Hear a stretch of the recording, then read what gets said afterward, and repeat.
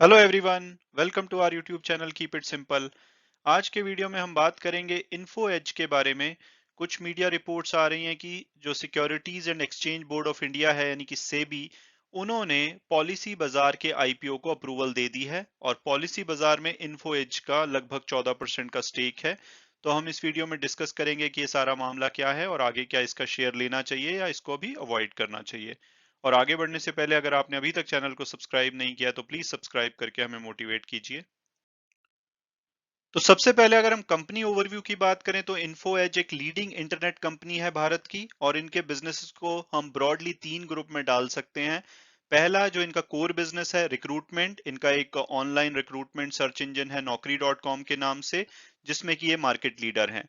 दूसरा इनका कुछ पोर्टफोलियो ऑफ बिजनेसेस हैं जैसे कि रियल एस्टेट, एजुकेशन और मैट्रिमोनी में। आप इन सबको जानते होंगे, 99acres.com, जीवन साथी डॉट कॉम, शिक्षा। तो ये इनका दूसरा पोर्टफोलियो है। और तीसरा अगर ग्रुप इनका देखा जाए तो वो है जहां पे ये directly day to day operation नहीं हैंडल करते, बट ये एक बड़े इन्वेस्टर हैं जैसे कि जोमेटो, पॉलिसी बाजार और कुछ अन्य कंपनीज। तो अब अगर इनकी प्रेजेंस की बात की जाए तो ये 45 डिफरेंट सिटीज में प्रेजेंट है इंडिया की, और इनके 66 ब्रांच ऑफिसेज हैं। इसके अलावा इनकी 4500 के आसपास की वर्कफोर्स है, जिसमें से 2800 के आसपास इनके सेल, सर्विसिंग और क्लाइंट फेसिंग स्टाफ है।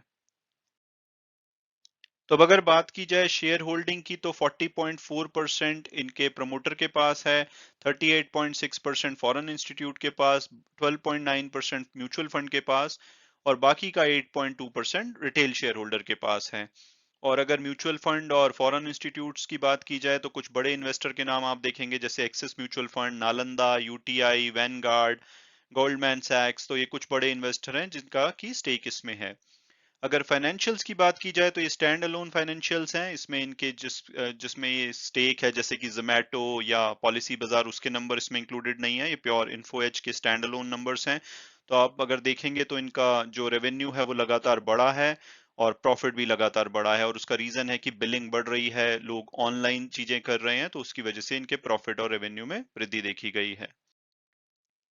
तो अब अगर बात की जाए लेटेस्ट डेवलपमेंट की, तो कुछ मीडिया रिपोर्ट्स आ रही हैं और वो ये कह रही हैं कि पॉलिसी बाजार और पैसा बाजार की जो पेरेंट कंपनी है पीबी फिनटेक, जिसमें कि 14% के आसपास का हिस्सा इन्फो एज का है, उनके आईपीओ को सेबी ने अप्रूव कर दिया है। अगेन ये मीडिया रिपोर्ट्स हैं, अभी तक कोई ऑफिशियल कंफर्मेशन नहीं आई है कंपनी की तरफ से।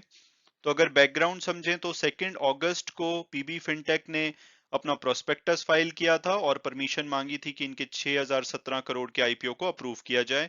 ये 6017 करोड़ में से 3750 करोड़ फ्रेश इशू होगा और बाकी का 2267 करोड़ ऑफर फॉर सेल होगा, जिसमें कि एग्जिस्टिंग शेयर होल्डर अपना हिस्सा बेचेंगे। तो अगर बात की जाए फ्रेश इशू कहाँ पे यूज होगा, तो इससे अपने जो पॉलिसी बाजार की ब्रांड अवेयरनेस है और विजिबिलिटी को बढ़ाया जाएगा और ओवरऑल यूजर बेस को एक्सपैंड किया जाएगा। इसके अलावा पॉलिसी बाजार कुछ स्ट्रेटेजिक इन्वेस्टमेंट और एक्विजिशन को भी प्लान कर सकता है ताकि ये भारत से भी बाहर अपने बिजनेस को बढ़ा सके। और इससे पहले बात की जाए, पॉलिसी बाजार ने 75 मिलियन रेस किए थे यूएस डॉलर में। यूएस की एक कंपनी है फाल्कन एज कैपिटल, और ये रेस किए गए थे अपनी सर्विसेज जो इन्होंने यूएई और वेस्ट एशिया में बढ़ाई थी उसके लिए। और ये एक यूनिकॉर्न कंपनी बन गई थी 2018 में, जब इसमें सॉफ्ट बैंक ने 200 मिलियन इन्वेस्ट किए थे। यूनिकॉर्न कंपनी मतलब कि एक ऐसी प्राइवेट कंपनी जिसका की वैल्यूएशन 1 बिलियन यूएस डॉलर से ज्यादा हो जाए।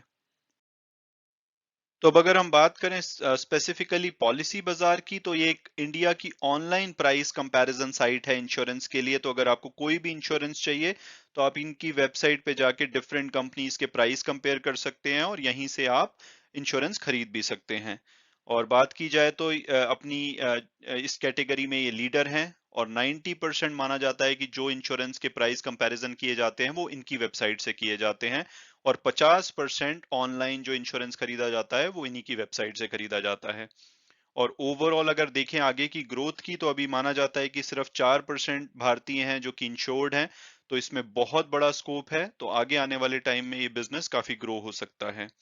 और अगर इन्फो एज के अलावा दूसरे इन्वेस्टर की बात करें तो इसमें पॉलिसी बाजार में SoftBank, Temasek, Tencent, Tiger Global, ये कुछ बड़े इन्वेस्टर हैं इन्फो एज के अलावा। तो अब अगर बात की जाए इसके शेयर प्राइस की, तो इन्होंने 3 साल में 357% की रिटर्न दी है, 1 साल में 100% की, और पिछले 3 महीनों में 35% की। तो ओवरऑल ये कहा जा सकता है कि शॉर्ट टर्म हो या लॉन्ग टर्म हो, इन्होंने अपने इन्वेस्टर को काफी अच्छी रिटर्न दी है। अगर ब्रोकरेज हाउस रिपोर्ट्स को देखा जाए तो आईसीआईसीआई डायरेक्ट ने अगस्त में इनका 6270 का टारगेट दिया था, जिसको कि अब ये काफी अच्छे मार्जिन से बीट कर चुका है। आज इसकी क्लोजिंग 6931 पे हुई है। और अगर प्रिडिक्टिव एनालिसिस के हिसाब से देखें तो एवरेज प्राइस इसका 5234 आता है, ऑन द हायर साइड 8228 और लोअर साइड 3833। और रीजन इतने बड़े गैप का यही है कि ये शेयर इतनी तेजी से भागा है, और प्रिडिक्टिव एनालिसिस में हिस्टोरिकल प्राइसेस को भी कंसीडर किया जाता है। तो आप इसलिए बड़े बड़े गैप देख रहे हैं इनके एवरेज, लो और हाई प्राइस में। और अगर हम इनका पीयर्स एनालिसिस देखें, हालांकि सब कंपनीज का बिजनेस थोड़ा डिफरेंट है, बट अगर हम वैसे ओवरऑल देखें तो मार्केट कैपिटलाइजेशन वाइज ये लार्ज कैप कंपनी है। पी पीबी रेशो इन सभी कंपनीज का भी हाई है, तो वैल्यूएशन इन सभी कंपनीज का बहुत ज्यादा बढ़ा हुआ है। हालांकि रिटर्न ऑन इक्विटी काफी अच्छी है, कंपनी डेट फ्री है, प्रॉफिटेबल है।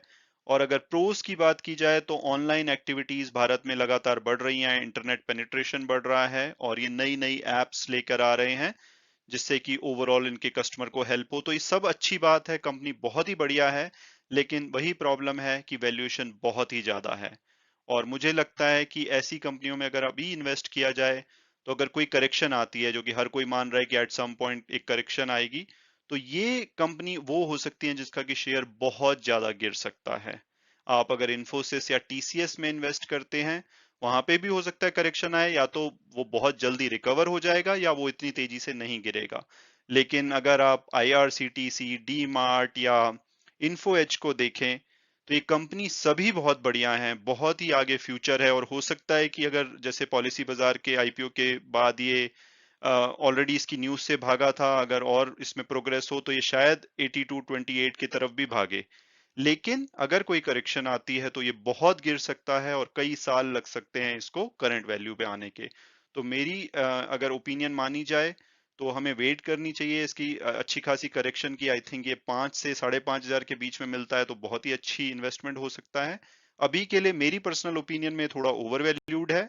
हालांकि अगर आप रिस्क लेना चाहते हैं तो थोड़ा बहुत इन्वेस्ट कर सकते हैं इसमें, लगभग 15% की अपसाइड दिख दिख सकती है आने वाले टाइम में।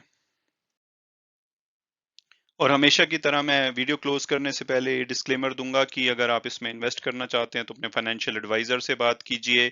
आप अपनी फर्दर रिसर्च करके अगर आप कंफर्टेबल होते हैं तभी आप इन्वेस्ट कीजिए। Thanks so much for watching the video, and God bless you all.